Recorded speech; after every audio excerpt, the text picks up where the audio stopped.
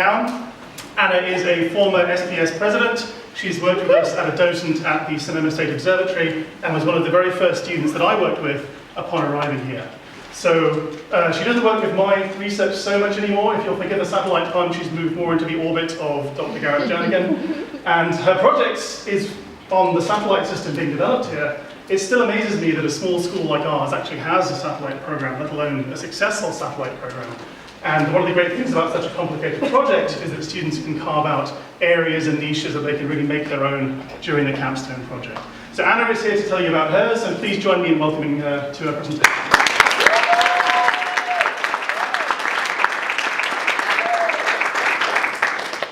Thank you, Dr. Target. Hello everyone, thank you for coming. My name is Anna McCowan. My senior project is called A Balloon-Borne Payload for Measuring Stratospheric CO2.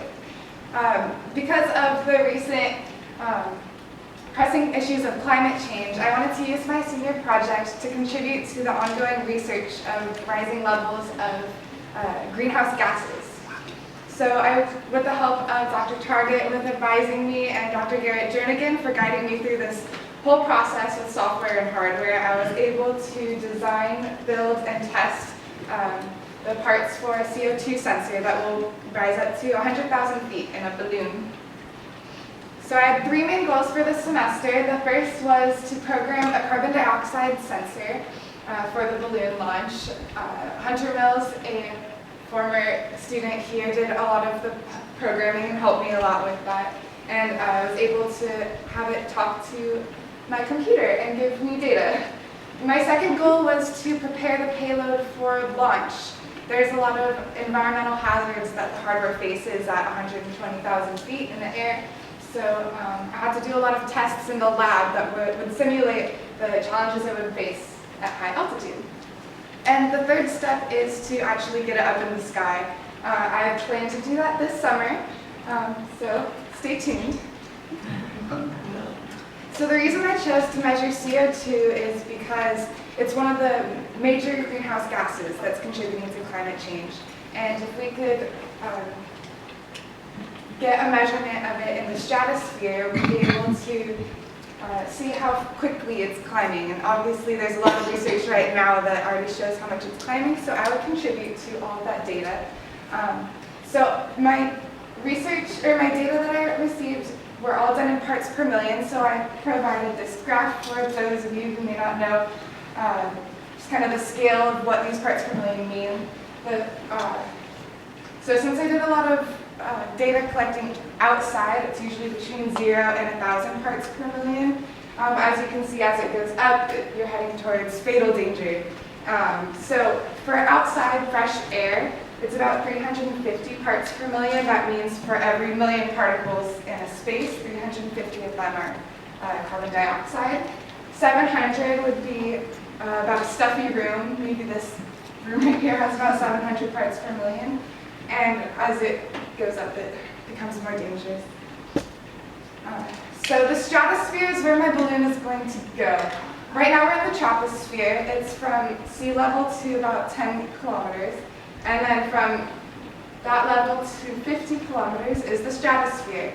And the ozone layer lies right on the bottom of the stratosphere. And my balloon goes up to 120,000 feet, which is about the middle of the stratosphere. And the interesting thing about the stratosphere is that molecules move much more slowly than it does here in the troposphere. They move by diffusion rather than convection.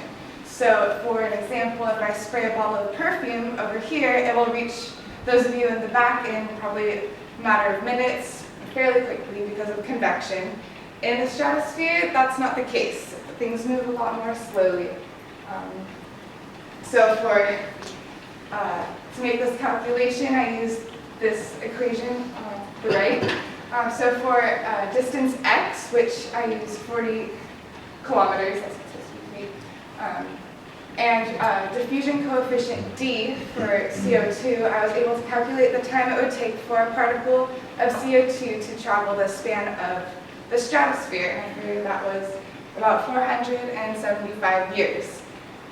With this information, my hypothesis is that if I took a measurement of the CO2 content in the stratosphere today, it would reveal levels of carbon dioxide that were in the troposphere about almost 500 years ago. And this is a measurement that has never been taken before. So lots of research is being done on rising levels of carbon dioxide, but most of this is in the troposphere, using gravity stations, ships, and aircrafts. Only a handful of measurements of the stratosphere have been taken using samples, air samples taken from the stratosphere and measured down here in the troposphere. So my payload will take the first in-flight measurement of carbon dioxide in the stratosphere.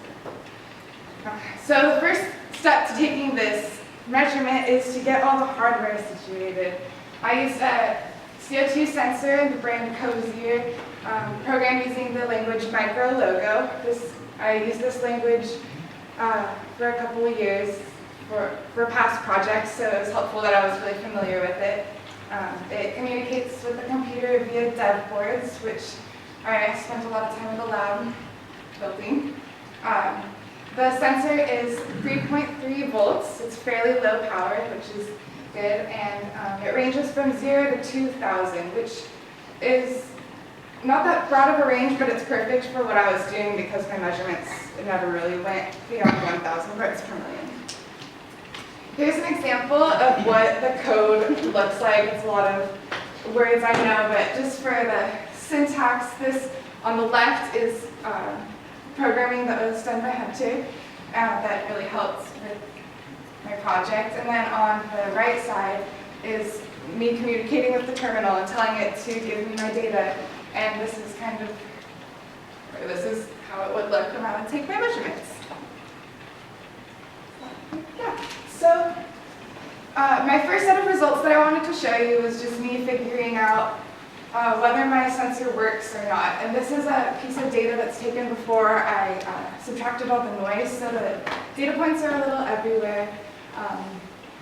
So I did this by location. So on the top, this is me in a lab, like 10 by 10 room. So it had a pretty high level concentration that was about 600. So like I said, a stuffy room, that's what you would expect.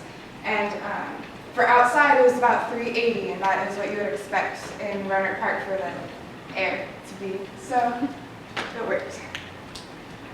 The next thing that I had to do is take environmental tests and make sure that my hardware would survive at high altitude.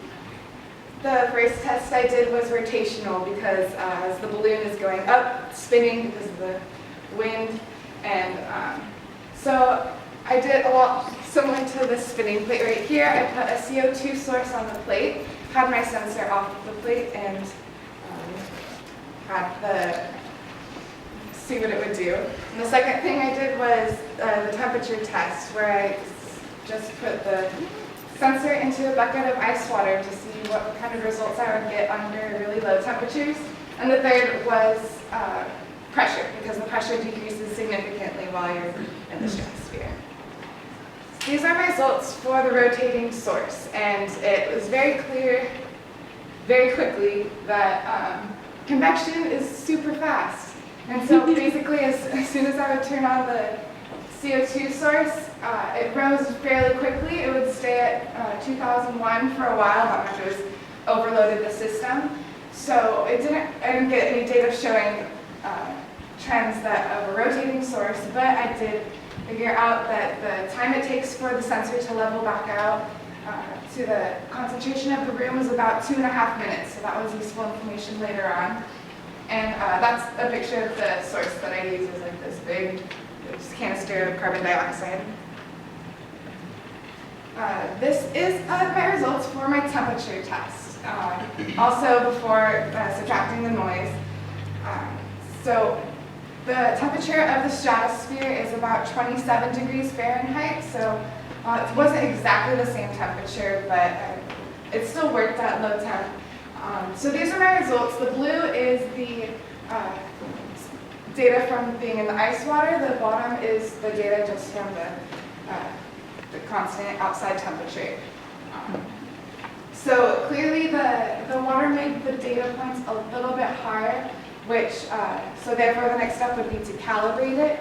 Another thing that I thought about after the fact was to protect the hardware from being damaged from the water, I put it in a Ziploc bag and then put it in the water. So I thought after that maybe the results are higher because it's in a more confined environment. That may have also caused the results to be higher. And this is a 16-minute exposure. I did a whole bunch of them. So my final test was pressure. So clearly, okay, so what happened was I had a hand pump and I put it in a glass jar and just pumped the pressure of the jar in increments, and I went up to 500 millimeters of mercury. And so, how do I say this? So clearly the CO2 content rises with pressure. So there's a lot of calibration that I'll have to do for the sensors to have it work at low pressures.